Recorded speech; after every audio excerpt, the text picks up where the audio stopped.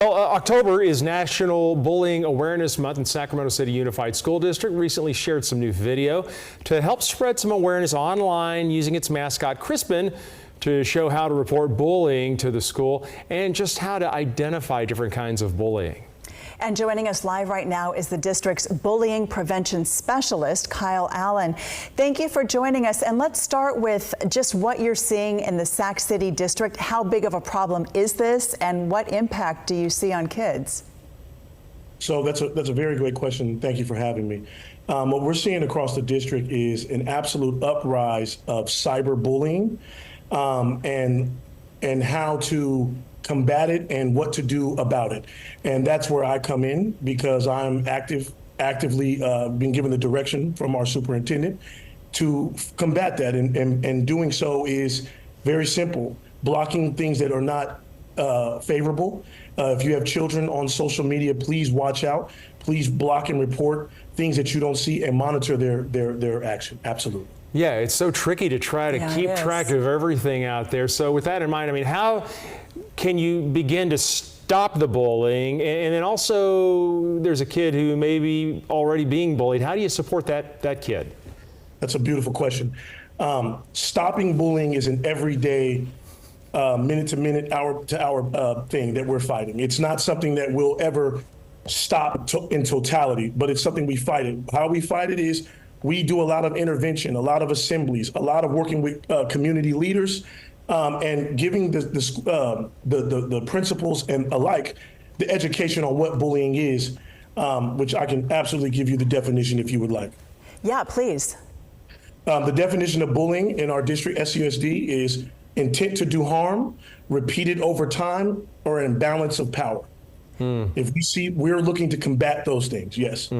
At what point would you call in the police or someone with the ability to go in and find out maybe who's sending messages that don't have a name attached? So that's the next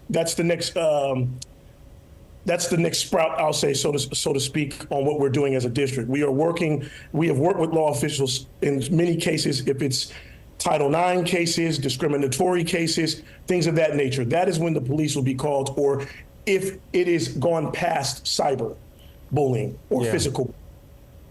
Well, also, I mean, just parents may be listening to this and trying to figure out, okay, how do I make sure that, my kid's not doing the bullying? I mean, sometimes bullies learn something from home. Sometimes they learn it from somewhere else. So, I mean, how do you kind of tamp that down?